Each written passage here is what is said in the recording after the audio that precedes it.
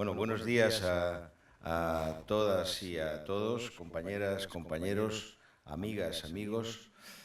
Y bueno, yo tomo la palabra con una cierta emoción porque con Diego, digo con esa, pues he tenido la oportunidad de volver a Alhama de Murcia. Mi madre era de Totana, que eso imprime carácter. ¿eh?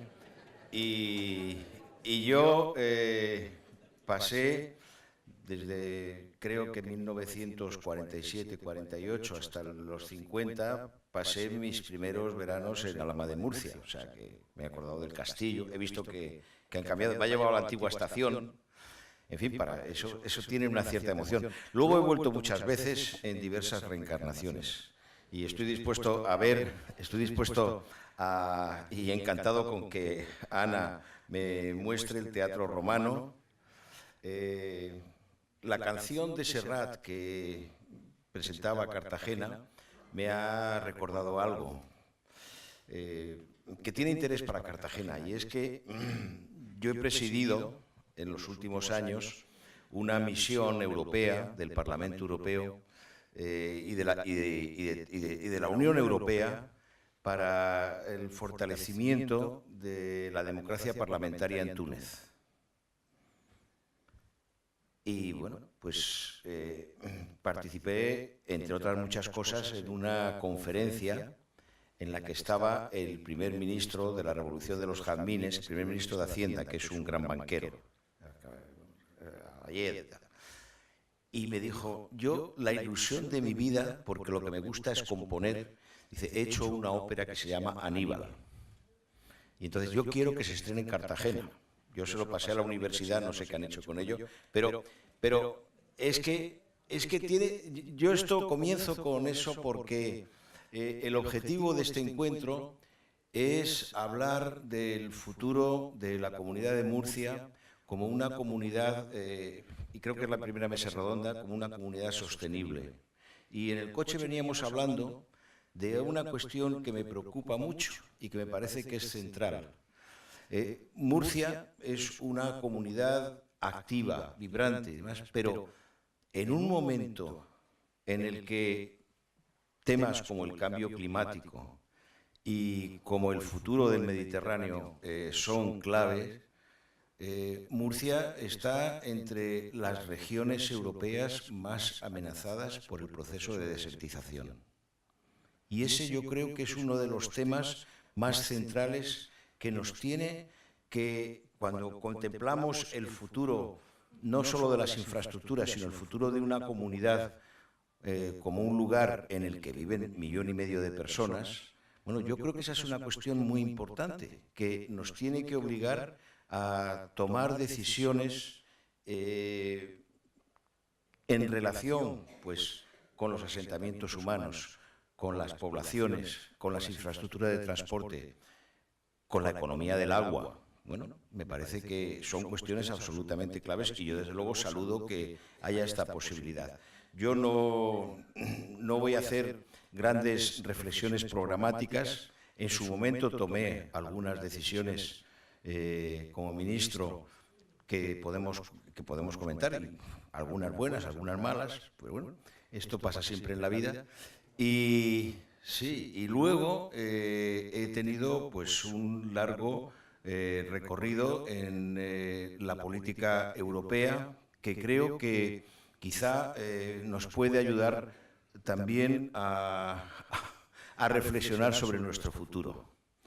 Porque no es que lo de Europa sea algo que nos coge de lejos, sino que es absolutamente central, cuando la verdad es que conseguimos. Yo tuve el honor de formar parte del gobierno que acabó las negociaciones para entrar en la entonces comunidad, pero es que en este momento lo que yo he dicho de Murcia al principio es un tema que se debate en Europa en decisiones y en medidas que también tienen vigor, están vigentes y que tienen sentido para España y para Murcia. O sea, no se trata de algo que esté lejos. Y lo digo porque hay orientaciones y decisiones que se toman en Europa que tienen incidencia pues, en nuestra política de infraestructuras, en nuestra política de transportes o en nuestra política de economía del agua. Me parece que eso es importante. Y yo voy a centrar mi reflexión, en primer lugar, en el tema de infraestructuras y del ferrocarril, porque a mí me tocó en 1982 plantear el futuro de la Renfe. En aquellos tiempos, que eran tiempos de motorización generalizada, había un debate que era, bueno, el ferrocarril, en cierto modo, es un medio del pasado. Esto no hay que decírselo a los ferroviarios, pero ni siquiera a los ferroviarios, al conjunto de la población, porque el ferrocarril forma parte, desde el siglo XIX, de nuestra infraestructura de transportes y de nuestra cultura. Basta con ver, por ejemplo, el desarrollo de actividades como puede ser la literatura, la novela o el cine. Es decir, que todo el mundo, aunque no coja el tren nunca, todos tenemos opiniones sobre el ferrocarril, que suelen ser, en general, favorables porque forma parte de nuestro imaginario. Entonces, yo me enfrenté con una situación en la que estábamos negociando para entrar en la Comunidad Europea y teníamos que salir de la crisis y asentar un modelo económico en España. Y la verdad es que los déficits de la Renfe eran muy insostenibles. Y hice dos cosas. Una que es, o que fue, el hacer un contrato programa para la Renfe, que permitió, con la colaboración y con el debate, con todos, con las preautonomías que empezábamos, con los sindicatos, con todas las fuerzas sociales, y luego también apoyándome en otro elemento que fue muy importante, y es que creé una comisión de técnicos prestigiosos dirigidos por un gran catedrático de caminos, el profesor Roa, que planteó las grandes líneas del futuro del ferrocarril en España. Y las digo porque tienen incidencia en Murcia. Es decir, en primer lugar, concentrar el futuro del ferrocarril en los grandes ejes de transporte. Para viajeros, todas las que entonces había, pues lo que yo conocí de niño, había el expreso de noche, había tren correo, todas estas cosas, ¿no? Bueno, en las frecuencias de menos de 4 horas, plantear especializarse en ese tipo de frecuencias, sobre todo en los grandes ejes. Desarrollar las cercanías. Y tengo que decir que, por ejemplo, en el caso de Murcia, porque me tocó cerrar más de 2.000 kilómetros de líneas, todavía me lo recuerdan algunos, esto se planteó el problema de la supervivencia del eje Murcia-Lorca. Tengo que decir que gente responsable, y aunque sea pues pariente mío, tengo que citarle aquí, que está Pepe Zorita, no sé dónde anda, aquí está adelante. Bueno, fue Pepe Zorita el que acabó, cuando yo ya estaba en Europa, de encontrar una de las soluciones que yo había propuesto, y es que, bueno, pues con el desarrollo de cercanías, que hubiera la posibilidad de que las comunidades autónomas también fueran desarrollando su propia lógica. Creo que en este momento es uno de los corredores más importantes que hay en la Comunidad de Murcia. Bueno, y luego otra cuestión importante que todavía no se ha acabado, que es el corredor mediterráneo, que tiene mucha importancia, sobre todo para viajeros. Yo, en este sentido, creo que los planteamientos que ha iniciado, que ha expuesto Ana, y además me he leído, hay en la carpeta, yo que me leo todos los papeles, hay un planteamiento del futuro del ferrocarril en Murcia. No voy a decir que, porque técnicamente son cuestiones que hay que reflexionar y elaborar, pero sí creo que en una comunidad que tiene una dimensión relativamente reducida y cercana, con grandes concentraciones de población y con una actividad económica importante, sobre todo centrada, por una parte, en la exportación de productos hortofrutícolas, o la salida al resto de España y la exportación a Europa. Y luego también, bueno, pues hay que pensar en la importancia, por ejemplo, de la producción química y demás. Ahí hay que hacer un cálculo y una planificación que tiene que tener en cuenta estas dimensiones. A todo el mundo nos gusta que tenga que tener un tren de alta velocidad, pero las cercanías no pueden ser tren de alta velocidad, tienen que ser buenos trenes y prestar un servicio. Y sobre todo eso tiene que tener una planificación y una dimensión social de servicio a la comunidad, bueno, teniendo en cuenta el sentido de las inversiones. Y esto lo digo porque también me tocó, por ejemplo, en aquel momento, me tocó el tema del futuro aeroportuario en Murcia. Y ahí tengo que reconocer que fracasé, porque yo lo que le dije a los responsables en aquel momento, les dije, oye, pedid que se estaba haciendo la autopista de peaje, dije, pedid que sea autovía de Alicante a Murcia, porque el aeropuerto que mejor funciona, que es un aeropuerto de 24 horas, porque los aeropuertos son como las paradas de taxis, lo que importa es que haya aviones. No que tengan mucho mármol, ni que... Es que me decían, o que duerma en el avión aquí para que me lleve a Madrid. Oiga, no, mire usted, los aviones son como los taxis, están funcionando todo el tiempo. Lo que tiene que haber son pasajeros, y a mí me parece que un aeropuerto como San Javier tenía mucho sentido, no porque sea una base militar, que bueno, pues tiene un servicio eficaz. Es que le comentaba a Diego que yo he viajado mucho por todo el mundo, pero especialmente por uno de los sitios más centrales de Europa, que es el aeropuerto de Frankfurt. El aeropuerto de Frankfurt, no sé si algunos han tenido la oportunidad de aterrizar, es una pista, es el aeropuerto civil, la otra ha sido durante muchos años una base estadounidense. Y yo he visto, es el tercer aeropuerto de Europa, en las guerras del Golfo yo he visto que salían aviones militares americanos y de los aliados, y al lado los civiles. O sea, yo no acabo de entender por qué se ha enterrado, pues me parece que son 200 millones de euros en construir un nuevo aeropuerto. Bueno, es que tenemos recursos limitados y no vale y decir, oiga, que Europa me pague. No, hay que saber porque cuando uno tiene que gestionar, por ejemplo, un presupuesto en un ministerio, bueno, pues tienes que optar, yo claramente. Luego se toman otras decisiones, yo no soy responsable porque hace mucho que lo dejé.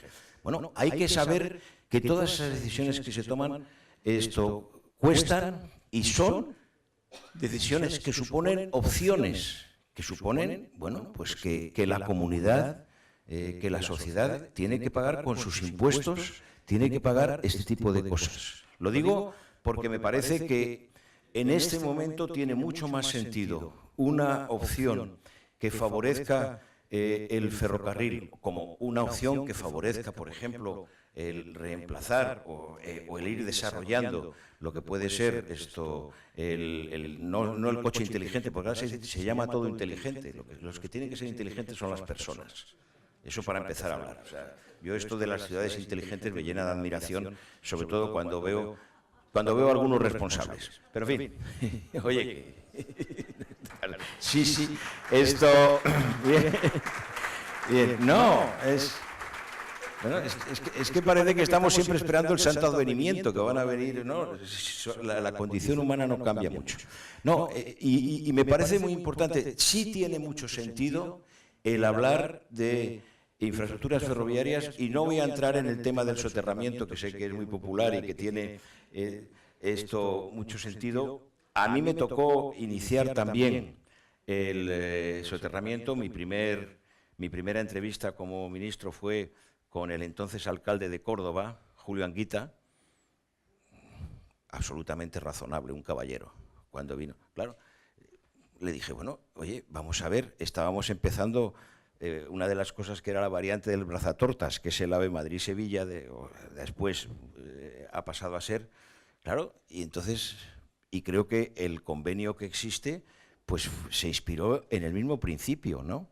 Que es, participa en su financiación el ayuntamiento, participa la autonomía y participa el Estado central. Y entonces, dependiendo de la financiación que consigues, pues las cosas van mejor o peor. El que yo nombré presidente de Renfe, que tú recordarás, Ramón Busadós, que es el que y conmigo salvó la Renfe y luego salvó los Juegos Olímpicos en el 92, porque fue el que acabó prácticamente todas las obras, era de Figueras, fueron sus paisanos a verle, pidiendo el soterramiento, y entonces lo que les dijo para empezar a negociar, dijo, vamos a ver, oye, qué bien que habéis venido y tal, hombre, que eres paisano y tal. Dice, oye, ¿cómo habéis venido? Dice, en avión. Dice, pues volveros y venir en tren. Pagando, claro. Sí, bueno, porque esta es una de las características de la democracia, si es que no se trata de que haya una especie de lotería que nos dan. Por eso tiene mucho sentido hablar de las infraestructuras y sobre todo pensar que todo eso lo tenemos que financiar con nuestros impuestos o pagando las prestaciones. Me parece que es un tema muy importante. O sea, esto en relación con la primera cuestión y sobre todo sabiendo esa dimensión que es muy importante para Murcia, es decir, para la región de Murcia, que tiene una población concentrada en núcleos urbanos, lo cual hace que frente a la motorización privada tenga una importancia grande el desarrollo de cercanías y, sobre todo, pensando que es una región muy importante de cara a la exportación hacia Europa o también hacia el mercado interior español. Bien, me parece que en esa línea yo creo que la reflexión que estáis haciendo es importante y positiva. Y luego, para no alargarme mucho, está el tema de la economía del agua, que venía oyendo esta mañana en la radio, que hay una polémica con el tema del trasvase. Yo joven diputado en el 78, se planteó la puesta en servicio del trasvase Tajo Segura, y que venía de la República, y que tenía sentido en aquella época. Y yo empecé a ver la complejidad de ese tipo de trasvases,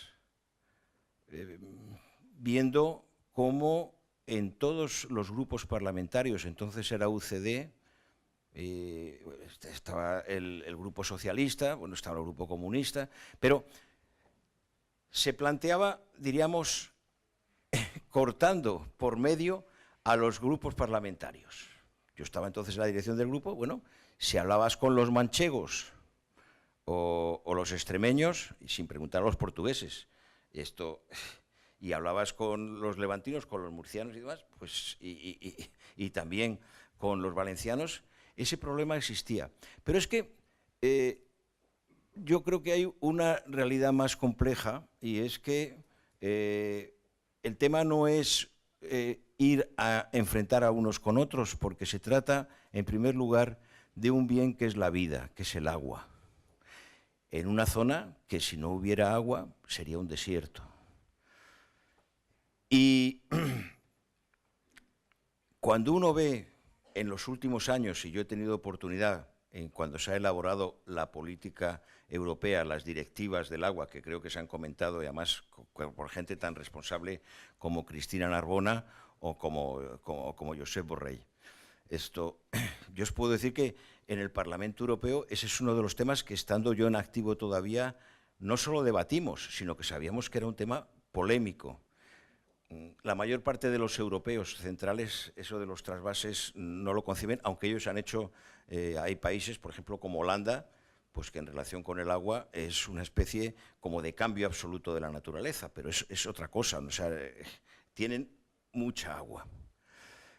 Y también tienen una política de conservación del agua. El agua es más cara en Bruselas que en la mayor parte de los ayuntamientos de España, O sea, pero es que cuando uno ve en los últimos años una situación que se produce de manera sistemática allí donde se han planteado trasvases, por ejemplo, en California, por ejemplo, en la India, por ejemplo, en Israel también, bueno, pensando en una parte de la población de Israel y del entorno, que son también los palestinos, ese es un tema que no se puede resolver planteando un enfrentamiento de unos con otros, sino tratando de seguir un principio muy elemental de la humanidad, que es no poner todos los huevos en la misma cesta, es decir, no depender solo de una fuente. Eso lo hemos hecho en España bien con el tema del gas natural. la mayor parte de Europa depende del gas ruso y de cómo se pelean con los ucranianos. Nosotros no tenemos ese problema. ¿Por qué? Porque aparte de tener el gasoducto con Argelia, que además se ha duplicado, tenemos plantas de licuación de gas, que creo que no sé si hay una en Cartagena, tenemos sistemáticamente, hemos distribuido nuestras fuentes de aprovisionamiento entre varias. Y esto lo digo porque a mí me parece absurdo plantear esto desde el punto de vista de un enfrentamiento de unos con otros. Bueno, yo tengo mucho interés en saber qué piensan, por ejemplo, los parlamentarios del PP de la región manchega. No sé si están absolutamente de acuerdo con lo que se ha planteado.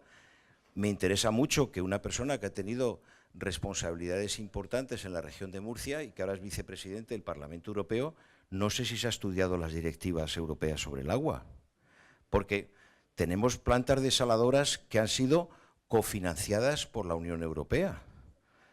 Creo que algunas, como la de Torrevieja, están paralizadas. Entonces, bueno, están cofinanciadas. Y los europeos se enteran de eso. Es decir, las autoridades. Y claro, empezando por la Comisión Europea. Y entonces, bueno, pues esto cuando se plantea, dicen, oiga, ¿y por qué no ponen en marcha también las desaladoras? No como una alternativa total, sino como una fuente que no nos haga vivir o sobrevivir pensando que porque ha llovido mucho en el mes de marzo y en el mes de abril se acabó el problema. Eso no es así. No es así. Es decir, que hay un refrán popular que dice que nunca llueve a gusto de todos, pero lo que sí es cierto es que no tiene sentido, en primer lugar, depender solamente de una fuente. Luego, que si hemos hecho inversiones que también son cofinanciadas por la Unión Europea, nosotros tenemos la obligación de hacer frente a nuestros compromisos. Y me parece que si pedimos otras cosas, bueno, lo primero que tenemos que hacer es saber utilizar las que tenemos. Y luego, yo he tenido la oportunidad, que a mí me impresionó mucho, hace ya años, uno de los más activos defensores de esta tierra, que fue un gran banquero, don Alfonso Escámez, que era de Águilas. Que me acuerdo que estaba con el depósito de máquinas de Águilas para salvarlo y tal, que también, bueno, conseguimos hacerlo, ¿no?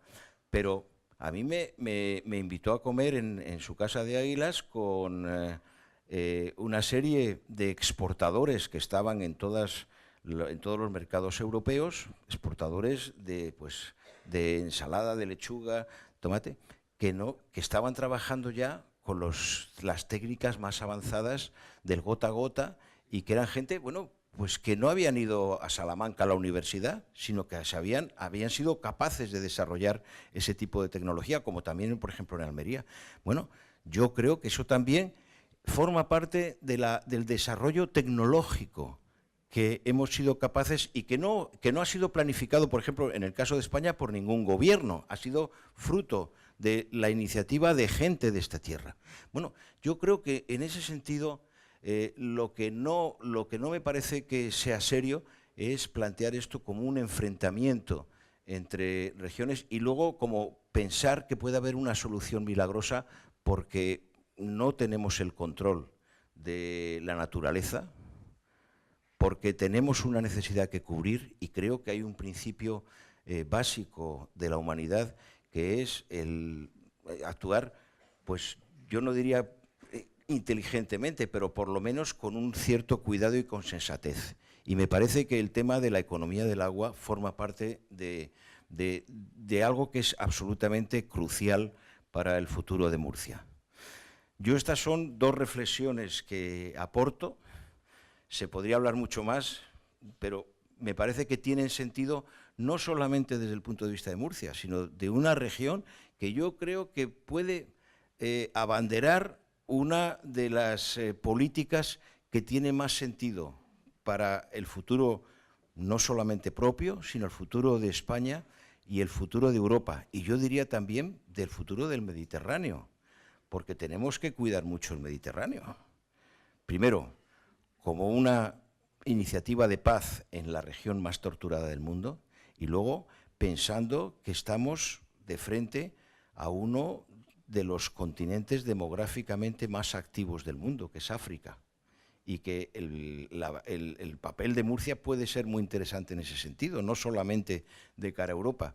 Y yo creo que este es un mensaje o es una de las reflexiones que podemos hacer y que puede tener, yo creo, mucho sentido, no solamente para nosotros, sino para esa Europa que compartimos bueno, pues con 500 millones de ciudadanos más. Si se nos van los británicos, que no lo deseamos, bueno, pues seremos menos, pero que somos, y con esto concluyo, y eso hay que tenerlo en cuenta, somos todos los europeos juntos el 7% de la humanidad y bajando. Hace un siglo éramos el 25%. Somos todavía la primera potencia comercial y económica del mundo con el 23%. Somos el 50% del gasto social. Eso tenemos que defenderlo y yo creo que eso tiene que formar parte del futuro de Murcia, de España y de Europa. Gracias. Muchas gracias, Enrique.